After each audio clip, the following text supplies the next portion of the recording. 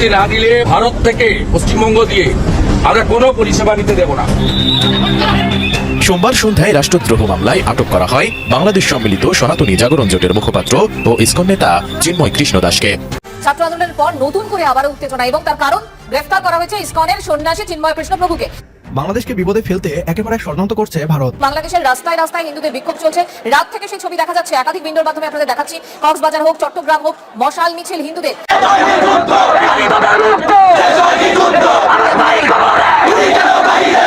ISKCON নেতা ও বাংলাদেশ সম্মিলিত সনাতনী জাগরণ জোটের মুখপাত্র চিন্ময় কৃষ্ণ দাসের জামিন নামঞ্জুর করেছেন আদালত। দর্শক, এত সময় শুনছিলেন সংবাদ শিরোনাম, এবার থাকছে বিস্তারিত। তার আগে ছোট্ট একটা রিকোয়েস্ট করতে চাই আপনাদেরকে, যারা এই ধরনের নিউজ লাইভ দেখতে ভালোবাসেন, দেরি না করে এই চ্যানেলটি সাবস্ক্রাইব করে বেল আইকন অল করে দেবেন।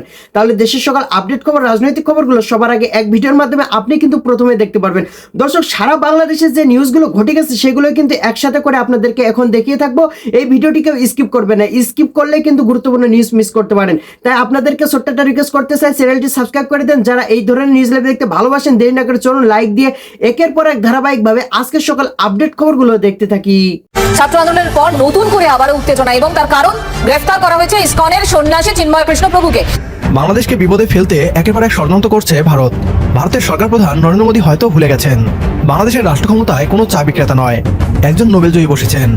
বিভিন্নভাবে বাংলাদেশকে অশান্ত করতে গিয়ে যখন নরেন্দ্র মোদী ব্যর্থ, ঠিক তখনই ইসকনকে ট্রাম্প কার্ড হিসেবে ব্যবহার করেছেন। ডোনাল্ড ট্রাম্প প্রেসিডেন্ট নির্বাচিত হবার পরও খুব একটা সুবিধা করতে না পারলে বাংলাদেশ ইস্যুতে ইসকনই নরেন্দ্র মোদীর শেষ ভরসা ছিল। তবে ইসকন নেতা চিন্ময় কৃষ্ণ গ্রেপ্তার হবার পর নরেন্দ্র মোদীর মাথায় হাত। পশ্চিমবাংলার গুজব মিডিয়া থেকে শুরু করে বিজেপির নেতারা ইসকন নেতা চিন্ময় কৃষ্ণ দাসকে গ্রেপ্তার করা নিয়ে মুখে ফেনা তুলছে।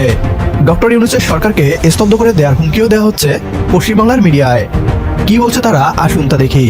অনুরোধ করছি ভিডিওটি শেষ পর্যন্ত দেখার জন্য, কেননা ভিডিওর শেষ অংশে পশ্চিমবাংলার মিডিয়াকে আমরা দাঁতভাঙ্গা জবাব দিব। আবার উত্তপ্ত বাংলাদেশ। ছাত্র আন্দোলনের পর নতুন করে আবারও উত্তেজনা এবং তার কারণ গ্রেফতার করা হয়েছে ইসকনের সন্ন্যাসী চিন্ময় কৃষ্ণ প্রভুকে। ইসকনের সন্ন্যাসী গ্রেফতার হতেই অগ্নিগর্ভ দেশ এবং বাংলাদেশের রাস্তায় রাস্তায় হিন্দুদের বিক্ষোভ চলছে। রাত থেকে সেই ছবি দেখা যাচ্ছে, একাধিক উইন্ডোর মাধ্যমে আপনাদের দেখাচ্ছি। কক্সবাজার হোক, চট্টগ্রাম হোক, মশাল মিছিল হিন্দুদের। নারায়ণগঞ্জ, রংপুর, লক্ষ্মীপুর, যশোরেও বিক্ষোভ ছড়িয়ে পড়েছে।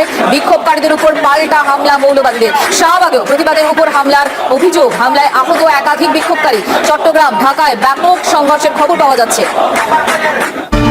এদিকে বাংলাদেশে গ্রেফতারের ঘটনা, অর্থাৎ চিন্ময় কৃষ্ণ প্রভুকে বিমানবন্দর থেকে যে গ্রেফতার করা হয়েছে সেই ঘটনায় হুঁশিয়ারি দিচ্ছেন বিরোধী দলনেতা শুভেন্দু অধিকারী। চিন্ময়কে নিঃশর্ত মুক্তির দাবিতে ইউনিট সরকারকে স্তব্ধ করে দেওয়ার হুমকি দিচ্ছেন তিনি। সীমান্তে আন্দোলনের ডাক দিয়েছেন শুভেন্দু। বাংলাদেশ ডেপুটি হাই কমিশনেও বিক্ষোভের হুঁশিয়ারি দিয়েছেন তিনি। আমরা সকলে ভাবিত বাংলাদেশে হিন্দুদের অস্তিত্ব রক্ষার যে লড়াই চলছে তার প্রধান মুখ চিন্ময় কৃষ্ণ প্রভু, তাকে মৌলবাদী ডক্টর ইউনূসের সরকার গ্রেপ্তার করেছে। আমরা নিঃশর্ত মুক্তি দাবি করছি। মুক্তি না দিলে বাংলাদেশ ডেপুটি হাই কমিশনেও বিক্ষোভ হবে এবং বাংলাদেশ বর্ডারে সনাতনীরা ধ্বজ নিয়ে অবরোধ করবে, যাতে বাংলাদেশে ভারত থেকে পশ্চিমবঙ্গ দিয়ে আমরা কোনো পরিষেবা নিতে দেব না। অবিলম্বে ইউনূসকে বলবো রাত্রে ইমিডিয়েটলি মুক্তি দিতে হবে। পশ্চিমবাংলার মিডিয়াকে জানিয়ে দিতে চাই, বাংলাদেশ একটি স্বাধীন এবং সার্বভৌম রাষ্ট্র। আমাদের দেশের অভ্যন্তরীণ বিষয়ে নাক গলালে তার ফল ভালো হবে না। ভারতের আজ্ঞাবহ সরকার এখন আর বাংলাদেশের রাষ্ট্র ক্ষমতায় নেই, ফলে ভারতের প্রেসক্রিপশনে বাংলাদেশ চলবে না। বাংলাদেশের রাষ্ট্র ক্ষমতায় ছাত্র জনতার মনোনীত সরকার। সুতরাং সাধু সাবধান। ঋণের প্রলোভন দেখিয়ে অহিংস গণঅভ্যুত্থানের নামে ঢাকায় অসহায় দরিদ্র মানুষকে জড়ো করা, কিংবা সংখ্যালঘু নির্যাতনের ধোয়া তুলে ইসকনের সমাবেশ, যে ষড়যন্ত্রই করা হোক না কেন তা রুখে দিবে বাংলাদেশের জনগণ, যার প্রমাণ ইতিমধ্যে আপনারা পেয়েছেন। এটা শেখ হাসিনার বাংলাদেশ নয় যে ভারত যা ইচ্ছা সেটাই করবে। এই বাংলাদেশ ছাত্র জনতার বদলে যাওয়া নতুন বাংলাদেশ। এখানে ভারতীয় আগ্রাসন কোনোভাবেই মেনে নেওয়া হবে না।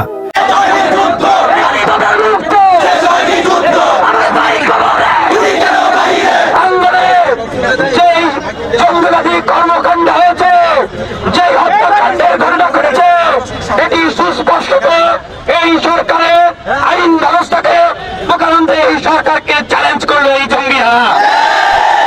আমরা মনে করি যে এই সরকার 24 ঘন্টার ভিতরে যদি তাদেরকে গ্রেফতার করতে ব্যর্থ হয়, তাহলে এই সরকারকেও মনে করা হবে যে তারা ব্যর্থ হয়েছে। সংগ্রামী উপস্থিতি, আমরা বলে দিতে চাই আওয়ামী লীগ সরকারের যে ট্রাম্প কার্ড, সেই মুক্তিযুদ্ধ নিয়ে ট্রাম্প কার্ড খেলে তারা, তাদের যে ট্রাম্প কার্ড, তারা এই সংখ্যালঘুদের নিয়ে ট্রাম্প কার্ড খেলে। আপনারা বিগত সময় দেখেছেন এই যে নির্বাচনের আগে বা বিভিন্ন সময় সংখ্যালঘুদের উপরে মন্দিরে যে হামলা আক্রমণ গুলো হয়েছে, পরবর্তীতে তদন্ত করে দেখা গিয়েছে এগুলো কারা করেছে? কারা করেছে? আওয়ামী লীগের নেতারা। আমরা বলতে চাই এই আওয়ামী জঙ্গি গোষ্ঠীদের কাজই হচ্ছে এই দেশকে একটি সাম্প্রদায়িক সহিংসতার দিকে ছেড়ে দেওয়ার জন্য হত্যাকাণ্ড করানো।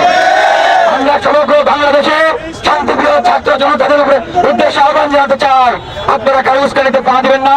এটা সম্প্রীতির বাংলাদেশ। সংখ্যালঘু ভাইদের উদ্দেশ্যে বলতে চাই, আপনারা উস্কানিতে পা দিবেন না। হিন্দু মুসলিম ভাই ভাই সন্ত্রাসীদের ঠাঁই নাই। আমরা আহ্বান জানাচ্ছি 24 ঘন্টার ভিতরে গ্রেফতার করতে হবে।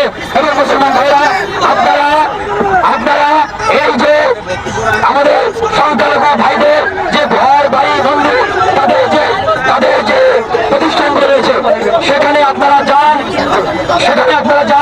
এবং তাদেরকে বলেন এটা কোনো সাম্প্রদায়িক সংঘাত না, হিন্দু মুসলিমের কোনো দাঙ্গা এটি নয়। সুতরাং তারা যেন সহিংসতায় না যায়। মুসলমান ভাইদের উদ্দেশ্যে বিশেষ করে বলবো, আপনারা মন্দির পাহারা দিন। আজকে রাতে আমাদের কাছে যে তথ্য রয়েছে আওয়ামী লীগের এজেন্ডা মন্দিরকে ভাঙচুর করবে, তারা হিন্দুদের বাড়িতে হামলা করবে, ব্যবসায়ী যারা রয়েছে তাদের ব্যবসা প্রতিষ্ঠানে আগুন দেবে, এগুলো কর্মকাণ্ড করবে। এগুলো যেন করতে না পারে আপনারা পাহারা দিন। এবং আজকে আমরা এইখানে যে সংগঠনগুলো বা যে মানুষগুলো একত্রিত হয়েছি, আমি বলতে চাই যে আগামীকালকে সম্প্রীতির বাংলাদেশ কর্মসূচি ঘোষণা করা হলো।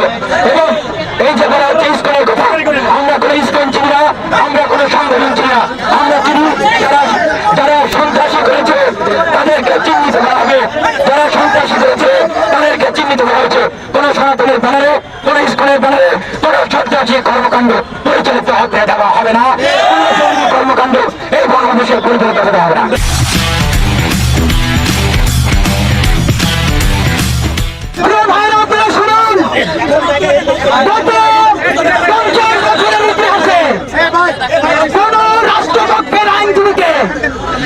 বাংলাদেশের কোন জঙ্গি সংগঠন এর আগে আদালত প্রাঙ্গণে কোথায় হত্যা করে নাই। যে স্পর্ধা এই জঙ্গি সন্ত্রাসন করেছে, আগামী 24 ঘন্টার মধ্যে সরকার তাদেরকে গ্রেফতার করে দ্রুত বিচার ট্রাইব্যুনালে যদি বিচার শুরু না করে আমরা রাজপথ কাঁপিয়ে দেব ইনশাআল্লাহ। সরকারকে বলতে চাই, ধৈর্য ধরে বলে দুর্বল মনে করবেন না, সংখ্যাগরিষ্ঠ বলে বারবার ধৈর্য ধরতে বলবেন না। ধৈর্যের বাঁধ যদি ভেঙে যায়, যেই ফ্যাসিস্ট রানীকে তাড়াতে পেরেছি তার কোনো লাইসেন্স কিছু থাকবে না। আমরা ইনকিলাব মঞ্চ থেকে শুরু করে আজকে যত সংগঠন আমাদের সাথে এসেছে সবার তরফ থেকে জানাতে চাই, আমার ভাই আরিফকে যারা নির্মমভাবে যে জঙ্গিরা কুপিয়ে হত্যা করেছে, আগামী 24 ঘন্টার মধ্যে তাদেরকে গ্রেফতার করতে হবে। আর যদি গ্রেফতার করা না হয়, আজকে আপনাদের প্রতি সম্মান জানিয়ে আমরা বাংলাদেশের শান্তিকে মানুষকে অনুরোধ করেছি, আপনারা উস্কানিতে পা দেবেন না, ওদের ফাঁদে পা দেবেন না। শুধু নিষিদ্ধ করলে হবে না, শিকল উপড়ে ফেলতে হবে। 24 ঘন্টার মধ্যে এই জঙ্গি গোষ্ঠী সন্ত্রাসী খুনিদেরকে গ্রেফতার করে নিষিদ্ধ করে যদি সর্বোচ্চ বিচার না করা হয়, আমরা অতি দ্রুত সচিবালয় ঘেরাও করবো। দেশবাসী, আপনারা যে যেখান থেকে ভিডিওটি শুরু থেকে শেষ পর্যন্ত দেখেছেন আপনাদেরকে অসংখ্য ধন্যবাদ জানাই। দর্শক, আপনারা যে নিউজগুলো দেখেছেন দেখেই কিন্তু বুঝতে পেরেছেন কি বিষয় নিউজটি দেখেছেন। অবশ্যই কমেন্ট করতে ভুলবেন না। আর যারা এই ধরনের নিউজ লাইভ দেখতে পছন্দ করেন, দেরি না করে এই চ্যানেলটি সাবস্ক্রাইব করে বেল আইকনটি অল করে দেবেন, তাহলে দেশের সকল আপডেট খবর, রাজনৈতিক খবর সবার আগে দেখতে পারবেন। দর্শক, তাহলে বেশি কথা বাড়াবো না, সবাই ভালো থাকবেন, সুস্থ থাকবেন। দেখা হবে পরবর্তী দেশের কোনো আপডেট খবর অথবা নিউজ নিয়ে। আসসালামু আলাইকুম।